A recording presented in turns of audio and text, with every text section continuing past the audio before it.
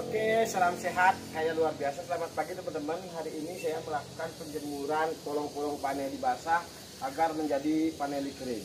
Nah, di tutorial hari ini tentu dari berbagai proses dan pembuatan video konten tentang paneli, saya di beberapa video saya tentu saya sudah menampilkan beberapa bagaimana cara menanam paneli, perawatan paneli, mengawinkan paneli. Kalau mau mengunjungi YouTube saya tentu semua video sudah tersedia teman-teman. Nah, hari ini tentu saya akan berbagi kepada teman-teman cara menjemur buah paneli basah menjadi kering.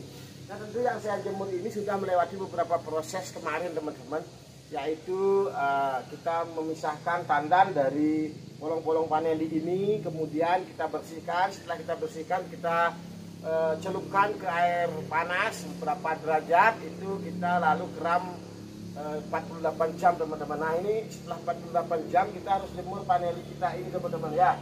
Ini harus kita jemur. Nah, penjemuran daripada paneli ini tentu harus dengan perlakuan yang baik juga teman-teman. Nah, perlakuan yang baik adalah ini kita tidak boleh jemurnya berantakan teman-teman ya.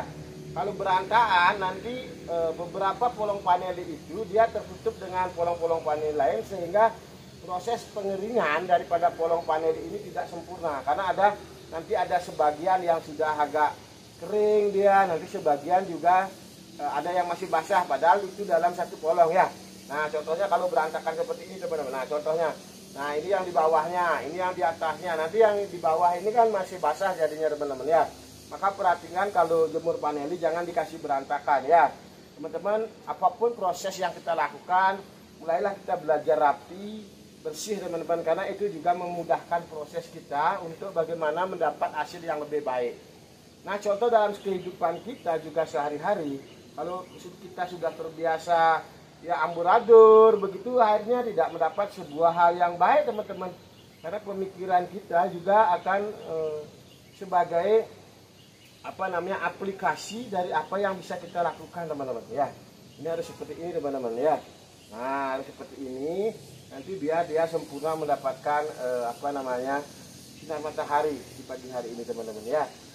Nah, ini sudah melewati beberapa proses kemarin pengeringan kita panen, kita lakukan sortasi, artinya sortasi pemisahan dari tandannya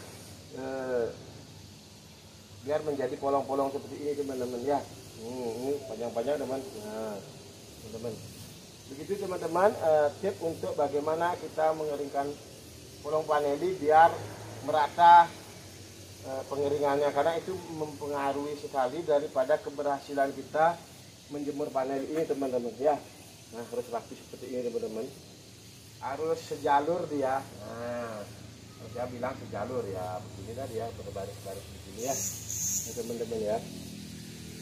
Nah, nanti juga memudahkan kalau kita sudah di sore hari atau di siang hari mau kita hentikan penjemuran, karena panel ini kalau hentikan penjemuran masih harus dalam keadaan hangat ya teman-teman ya, harus masih dalam keadaan hangat ya teman-teman ya kalau kita berhentikan untuk menjemurnya ini ya.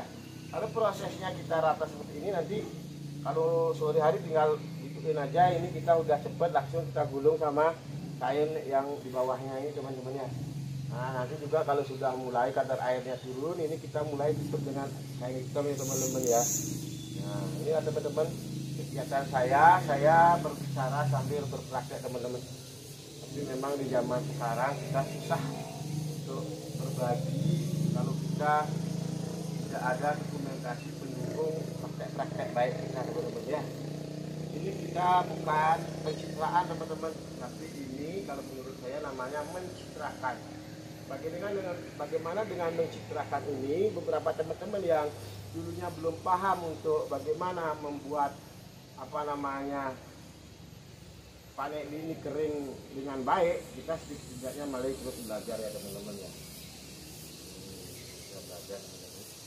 Oke teman-teman, marilah kita terus bekerja, belajar rajin, karena itu modal teman-teman.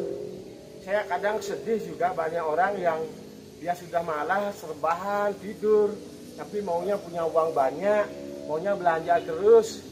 Kita kadang-kadang udah bekerja seperti ini juga masih banyak hal yang harus kita lewati. Kadang juga belum kita punya uang karena masih proses, kita kadang bond juga.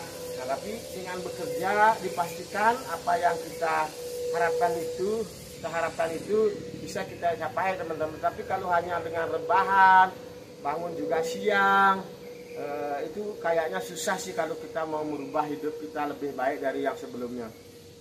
Dan tidak ada beberapa referensi yang saya dapatkan orang-orang malas itu dia bergelimpang harta dan lain sebagainya. Justru yang saya lihat adalah banyak orang-orang yang malas, dia rebahan, dia mau santai tapi mau hidupnya kaya. Bah ini dah sudah susah kita terima mindset yang seperti ini teman-teman.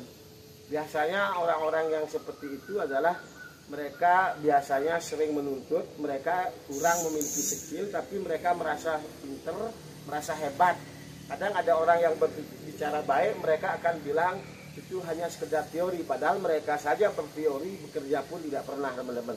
Tetap semangat berbagi, walaupun hal-hal kecil yang kita lakukan di hari ini tidak akan menjadi masalah. Biarlah harga sebagai bonus dan motivasi kita, apa komoditi yang kita tekuni teman-teman. Masalah harga apapun komoditi yang ada dalam negeri ini tidak terlepas dari paneli, cengkeh, kopi, sawit dan lain sebagainya. Itu tentu ada naik turunnya teman-teman ya. Mungkin begitu motivasi di pagi hari ini, semoga bermanfaat.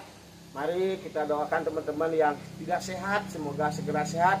Bagi yang punya hutang biar semoga ke depan hutangnya cepat lunas dan teman-teman berdamailah kita di alam ini.